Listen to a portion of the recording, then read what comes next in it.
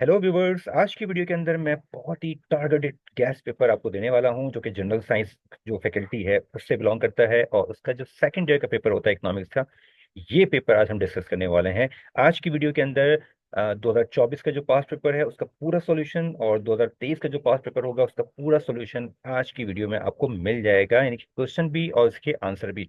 कहीं आपको जाने की जरूरत नहीं पड़ेगी। जस्ट ये दोनों पेपर 24 और 23 का पेपर क्वेश्चन के साथ सॉल्यूशन भी आप पढ़ लीजिएगा, आपका पेपर 2025 वाला जो होने वाला है आपका बहुत अच्छा हो जाएगा। तो ये आपके लिए एक टारगेटेड गैस पेपर की वीडियो है, इसको बिल्कुल स्किप मत कीजिएगा, लास्ट तक ये वीडियो पूरी देखिएगा ताकि आपको सारे सवालात और उसके जवाबात मिल जाएं। सबसे पहला सवाल जो आता है इस पेपर के अंदर सेक्शन ए के अंदर वो आता है आपका एमसीक्यूज का। इन तमाम एमसीक्यूज के जो करेक्ट आंसर है वो मेरे यूट्यूब चैनल के पोस्ट सेक्शन में आपको मिल जाएंगे।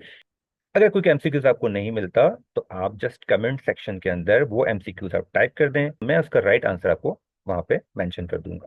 अब हम बात करते हैं सेक्शन बी की। सेक्शन बी जो मैक्रो इकोनॉमिक्स का पार्ट होता है और इस क्वेश्चन नंबर 2 के अंदर 4 आपको पार्ट क्वेश्चन करने होते हैं और हर आंसर के जो मार्क्स होते हैं वो 5 होते हैं।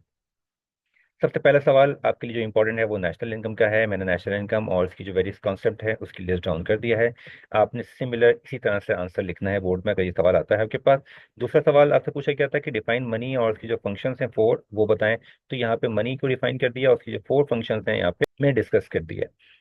तो आपने इसी तरह से आंसर लिख देना है। इसके बाद तीसरा सवाल था पब्लिक फाइनेंस का प्राइवेट फाइनेंस का, तो तीन तीन इसके पॉइंट्स आप लिख दीजिएगा क्योंकि 5 नंबर का सवाल होता है तो ये 6 पॉइंट आप लिख देते हैं, इनफ होगा आपके लिए। इसके बाद कहा गया कि 3 एडवांटेज और 3 डिसएडवांटेज लिखते हैं डायरेक्ट टैक्सेस के, तो 3 ये एडवांटेजेस और 3 इसकी जो डायरेक्ट 3 इसके जो लिमिटेशन है वो मैंने मेंशन कर दी हैं। इसके बाद कैरेक्टरिस्टिक ऑफ गुड बन के सवाल था तो आपने इसके 5 अपने पॉइंट दे देने हैं। मैंने 6 पॉइंट एक्स्ट्रा लिखे हैं ताकि एक पॉइंट आप चॉइस में चाहें छोड़ सकें। इसके बाद सवाल था कि आपने बैलेंस ऑफ ट्रेड और बैलेंस ऑफ पेमेंट के बारे में बताना है, तो ये यहाँ balance of trade balance of payment के पॉइंट मेंशन है, आपने 3 3 पॉइंट मिनिमम कर लें, इनफ होगा आपके क्वेश्चन के लिए। इसके बाद सेक्शन बी के अंदर ही जो क्वेश्चन नंबर 3 आता है वो आता है पाकिस्तान इकोनॉमिक्स से, जो कि 20 मार्क्स का होता है। पहला सवाल लिखा था, पहले सवाल आपसे पूछा गया था कि आपने जो है फंक्शंस जो होते हैं स्टेट बैंक के वो आपको इन लिस्ट कर देना है। तो ये लिस्ट कर दिए गए हैं सारे फंक्शन स्टेट बैंक के, ये मेंशन है यहाँ पर। इसके बाद आपसे पूछा गया था कि अनफेवरेबल बैलेंस ऑफ पेमेंट के पाकिस्तान में जो होता है उसके 5 रीजन लिखे हैं, तो ये 5 रीजन यहाँ मौजूद हैं। इसके बाद आपसे पूछा गया था कि जो कॉटेज इंडस्ट्री है पाकिस्तान में उसकी प्रॉब्लम्स क्या हैं, तो ये प्रॉब्लम्स आपने जस्ट 5 अपने प्रॉब्लम मेंशन कर दी क्योंकि 5 मार्क्स का होगा तो 5 जो लाइंस होंगी वो इनफ होंगी।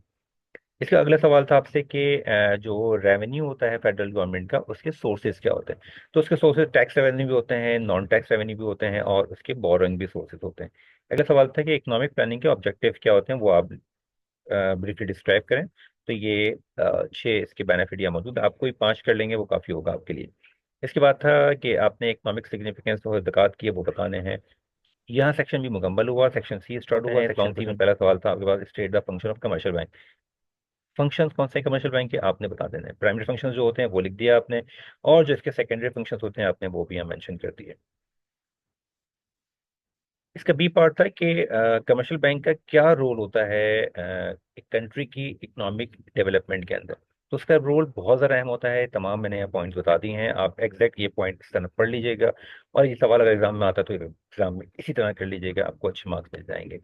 इसके बाद सवाल था कि डिस्टिंग्विश करना था आपको नेशनल ट्रेड और इंटरनेशनल ट्रेड में क्या फ़र्क है, तो यह डिफरेंस इधर मौजूद है, आपको देख लीजिएगा। इसका बी पार्ट था कि एडवांटेज क्या होते हैं और इसके डिसएडवांटेज क्या होते हैं इंटरनेशनल ट्रेड के, तो यहाँ पे सारे एडवांटेज और डिसएडवांटेजेस यहाँ मैंने मेंशन कर दिए हैं। इसका पार्ट होता है पाकिस्तान इकोनॉमिक्स वाला, उसके अंदर आपने भी एक सवाल का जवाब लिखना होता है। तो पहला सवाल जो आया था 6A वो था ज़कात और टैक्स में क्या फ़र्क है, तो ज़कात और टैक्स का फ़र्क मैंने यहाँ पे पॉइंट वाइज यहाँ मेंशन कर दिया, आपके लिए आसान होगा, बहुत इजी वर्ड्स में मैंने लिखा है। इसके बाद बी पार्ट था कि आपने एक लिस्ट बनानी है जिसके अंदर डेवलपमेंट एक्सपेंडिचर पाकिस्तान के और जो नॉन डेवलपमेंट एक्सपेंडिचर है पाकिस्तान के वो आपने लिखना है। तो आपने यहाँ पे लिस्ट डाउन कर देना है डेवलपमेंट भी और नॉन डेवलपमेंट एक्सपेंडिचर भी। 7 क्वेश्चन ए था आपके पास कि इंपोर्ट एक्सपोर्ट कौन कौन सी पाकिस्तान की आपने बताना है, तो मेजर एक्सपोर्ट और मेजर इंपोर्ट जो है पाकिस्तान की वो ये हैं, आपने बता दिया। इसके बाद बी सवाल था इसका लॉन्ग क्वेश्चन में कि एक्सपोर्ट को इम्प्रूव करने के लिए पाकिस्तान में क्या करना चाहिए, पाकिस्तान को कौन कौन सी सजेशन या एडवाइसेस आप देंगे। तो आप ये एडवाइसेस कर दीजिएगा, ये पॉइंट बना दीजिएगा, ये काउंट हो जाएगा इसके अंदर। इसके बाद 2023 का पेपर स्टार्ट होता है, और 23 के पेपर के अंदर पहला सवाल जो आता है रेगुलर या नॉर्मली वो एमसीक्यूज का होता है, और ये 20 एमसीक्यूज हैं। इन तमाम एमसीक्यूज के जो राइट ऑप्शन है वो मेरे यूट्यूब के पोस्ट सेक्शन में मौजूद हैं, वहाँ आप देख लीजिएगा।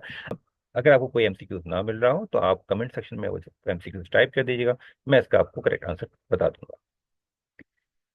एमसीक्यूज खत्म होने के बाद ये मैक्रो का पार्ट शुरू होता है। बहुत सारे सवाल ऐसे मिलेंगे आपको जो रिपीट हो रहे होंगे 23, 24 और 22 के अंदर।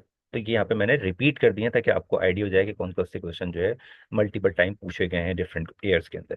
पहला सवाल था शॉर्ट क्वेश्चन में कि आपने क्वांटिटी थ्योरी ऑफ मनी को डिफाइन करना है। आपने दो लाइनों में आपने जस्ट यहाँ पे डिफाइन कर दिया उसको। इसके बाद पूछा गया था कि आपने ग्रॉस इंटरेस्ट और नेट इंटरेस्ट क्या होता है इसका डिफरेंस करें, तो आपने दोनों के दरमियान जो फर्क था वो यहाँ वजाहत से लिख दिया। इसके बाद आपसे पूछा गया था कि पर्सनल इनकम और डिस्पोजेबल पर्सनल इनकम के दरमियान क्या फर्क होता है, तो आपने यहाँ पे पीआई और डीपीआई के दोनों का डिफरेंस मेंशन कर दिया।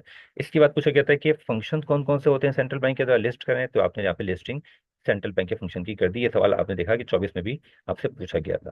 फिर आपसे पूछा गया कि कैरेक्टरिस्टिक्स ऑफ गुड मनी क्या होती हैं, तो आपने तमाम जो कैरेक्टरिस्टिक्स है बता दी यहाँ पर। इसके बाद आपसे कहा गया कि आपने डिफाइन करना है डायरेक्ट टैक्स को, आपने यहाँ डिफाइन कर दिया डायरेक्ट टैक्स को। ये सेक्शन मुकम्मल हुआ। इसके बाद पाकिस्तान इकोनॉमिक्स सेक्शन शुरू होता है। इसमें से भी 4 सवाल आपने करने होते हैं, हर सवाल का जवाब 5 नंबर का होता है। पहला सवाल था कि आपके पास सोर्सेज ऑफ रेवेन्यू कौन से हैं फेडरल गवर्नमेंट के। ये सवाल 24 में पूछा गया था आपसे, ये रिपीट हुआ है। इसी तरह से ये पूछा गया कि आप कौन कौन से वजूहात हैं इन्फ्लेशन के होने के पाकिस्तान के अंदर। तो ये कॉमन इसके रीजन है। इसमें से 5 पॉइंट आपने कोई अच्छी तरह याद कर लेने हैं, जो आपको आसान लिखें, और वो बोर्ड पेपर में लिख दीजिएगा अगर सवाल आता है तो।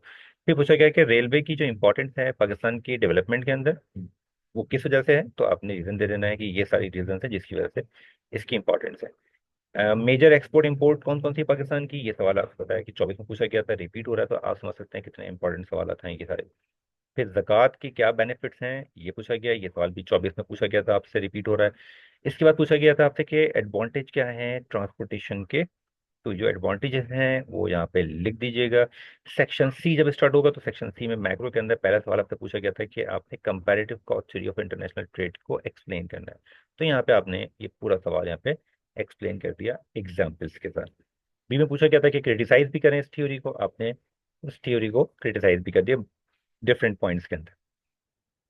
इसके बाद जो दूसरा सवाल था 5A का, वो था नेशनल इनकम डिफाइन करना है। आपने यहाँ पे 2 लाइन में नेशनल इनकम डिफाइन कर दी। फिर पूछा गया कि आपसे नेशनल इनकम के कॉन्सेप्ट जो है जीडीपी, जीएनपी, एनएनपी, एनआईडीपीआई, ये सारे कॉन्सेप्ट आपने एक्सप्लेन करने थे, आपने यहाँ पे सारे एक्सप्लेन कर दिए डिटेल में विद फॉर्मूला।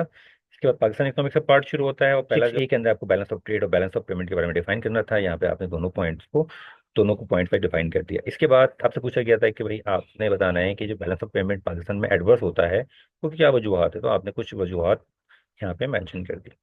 इसके बाद आपसे 7A में पूछा गया था कि आपने जो कॉटेज इंडस्ट्री है पाकिस्तान के अंदर वो कौन कौन से प्रॉब्लम को फेस कर रही है, तो ये सारी प्रॉब्लम जो कॉमन प्रॉब्लम पाकिस्तान को फेस करने वाली कॉटेज इंडस्ट्री की वो मेंशन कर दी गई है। बी में पूछा गया था कि आपने इन प्रॉब्लम को सॉल्व करने के लिए क्या आपने मेजर लिए, यानी गवर्नमेंट ने क्या मेजर लिए हैं या आपकी क्या एडवाइसेस हो सकती हैं, तो ये सारे मेजर्स यहाँ मौजूद, या सारे मेजर्स यहाँ मौजूद हैं। तो भी बस ये इस तरह से आज का ये हमारा गैस पेपर मुकम्मल हुआ। उम्मीद करता हूँ आपकी आज की वीडियो को पसंद आई होगी। मेरे चैनल को जरूर सब्सक्राइब कर लीजिएगा ताकि इस तरह की सारी इन्फॉर्मेटिव वीडियो आपके पास पहुँचते रहें।